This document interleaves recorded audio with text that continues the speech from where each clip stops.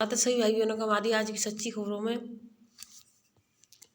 देखिए 17 तारीख का निकला हुआ आदेश है। आप सभी बहनें देख सकती हैं यहाँ से 17/1/2023 ICDS सभी जिला पदाधिकारी और विशेष की क्या इसको देखें आप आंगनवाड़ी केंद्र संचालन के संबंध में परिवर्तन के संबंध में, यानी जो आंगनबाड़ी केंद्र अभी जो चल रहे हैं संचालित हो रहे हैं तो उसके परिवर्तन के संबंध में, क्योंकि कई जगहों पर 16 तारीख से खुले हैं तो कई जगहों पर 18 से, तो कभी अभी कई जगह पर 19 से खुलेंगे, अभी कई जगह पर खुले भी नहीं हैं। तो देखिए इसमें कितने दिन का परिवर्तन हुआ है और कितने दिन यानी कितने समय तक पढ़ाई की जाएगी। निदेशालय का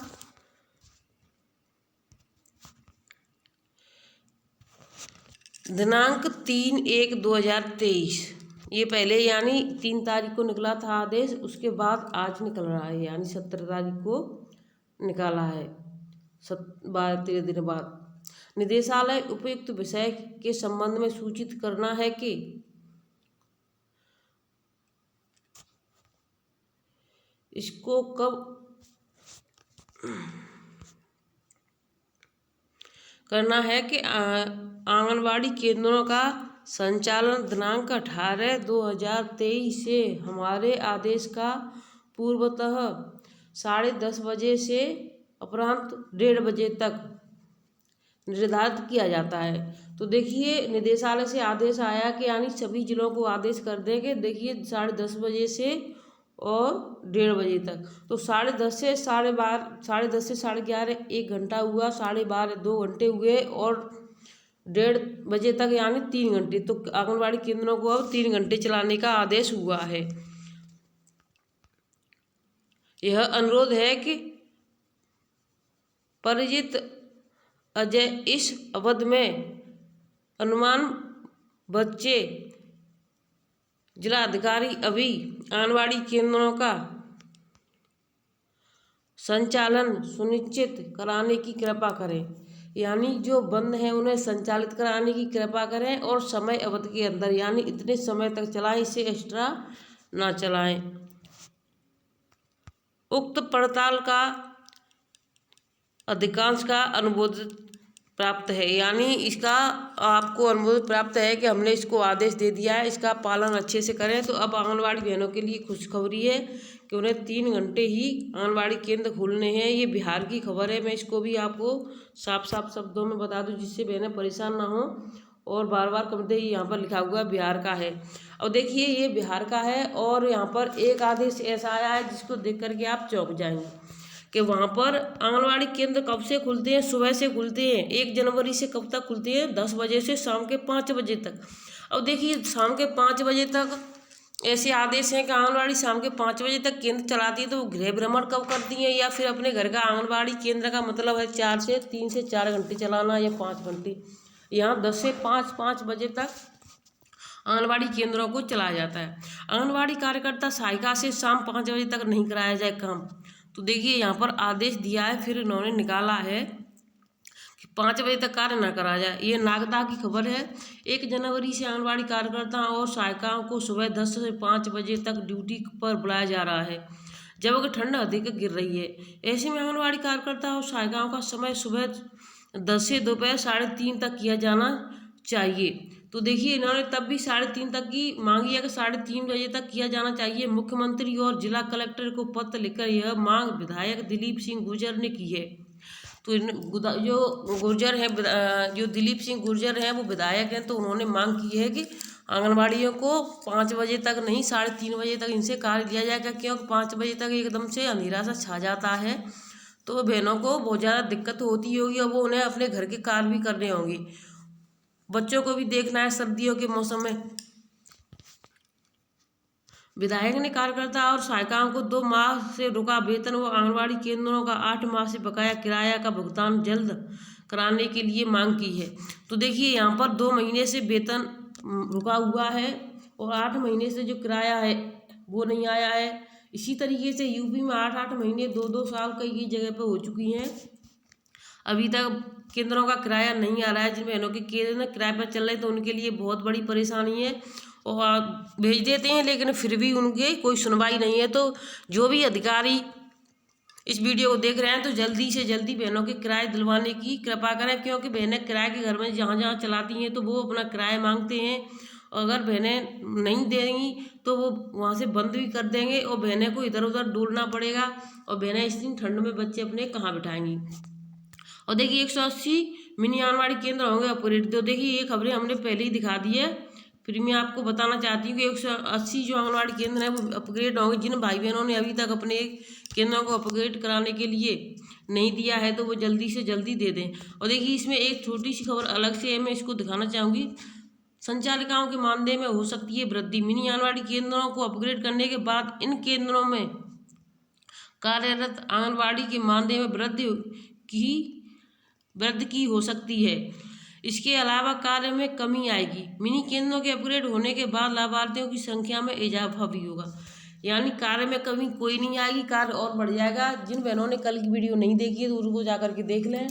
एक तो घर घर जाकर के उनको सर्वे करना है कि वैवाहिक जीवन में कहीं लड़ाई झगड़ा है, किसी कहाँ FIR है, तो उसको सुबह वाली वीडियो को देख लें, उसमें कई आदेश निकले हैं। और कल शाम की वीडियो है उसको भी देखें। अब मैं आपको और भी खबरें दिखा रही हूँ अभी। तो देखिए पोषण ट्रैकर ऐप पर अंग्रेजी में जानकारी भरने का मामला आ गया है कि पोषण ट्रैकर में हमारी जो कुछ बहनें हैं जो अंग्रेजी में नहीं जान पाती हैं तो उनके लिए बहुत बड़ी दिक्कत है। तो कार्रवाई के आदेश है कई जगह पर। तो इसमें क्या हुआ कि आंगनबाड़ी कर्मचारियों के खिलाफ कार्रवाई पर हाईकोर्ट की रोक है। जो आंगनबाड़ी बहनों पर कार्रवाई करने के आदेश देते हैं तो उन पर रोक लगा दी है हाईकोर्ट ने। बहनों के लिए बहुत बड़ी खुशखबरी है कि हाईकोर्ट बहनों का साथ दे रहा है। पहले हाईकोर्ट ने प्रमोशन वाली कार्य को अप्रैल तक करने के लिए बोला है कि जल्दी से जल्दी आंगनबाड़ियों का प्रमोशन अप्रैल 2023 तक हो जाना चाहिए। और अब देखिए जो पोषण ट्रैकर पर अंग्रेजी में बहनें काम नहीं कर पाती हैं तो कुछ के खिलाफ यानी कि कार्रवाई की जाती है, तो उन्होंने मना कर दिया कार्रवाई नहीं की जाए। ये मुंबई की खबर है। मुंबई हाईकोर्ट ने निर्देश दिया है कि जब तक आंगनबाड़ी कर्मचारियों को मोबाइल ऐप आधारित पोषण ट्रैकर ऐप में लाभार्थियों की जानकारी मराठी में भरने का विकल्प नहीं उपलब्ध करा दिया जाता, तब तक न तो किसी आंगनबाड़ी कर्मचारी के खिलाफ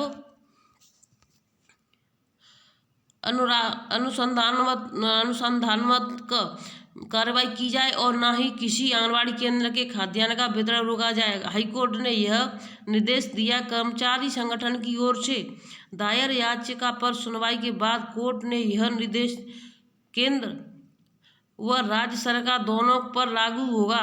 वरिष्ठ अधिवक्ता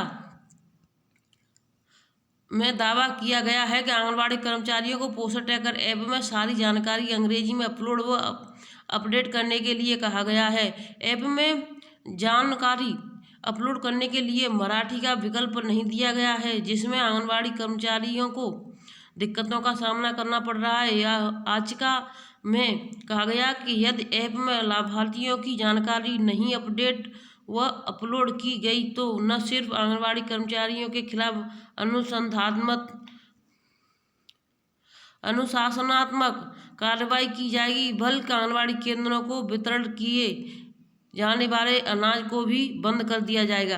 तो ये देखिए अधिकारियों के आदेश थे कि आपको कार्रवाई की जाएगी और आपका जो राशन है जो लाभार्थियों को वितरण करते हैं उसको भी रोक लगा दी जाएगी। लेकिन कोर्ट ने इसके लिए साफ साफ मना कर दिया है कि ऐसा कुछ नहीं होगा, क्योंकि जब तक उसमें ऐसा कोई विकल्प नहीं आता, मराठी वाला है जो मराठी में नहीं आ जाता है, तब तक बहनों पर ऐसा कोई भी कार्य नहीं किया जाएगा।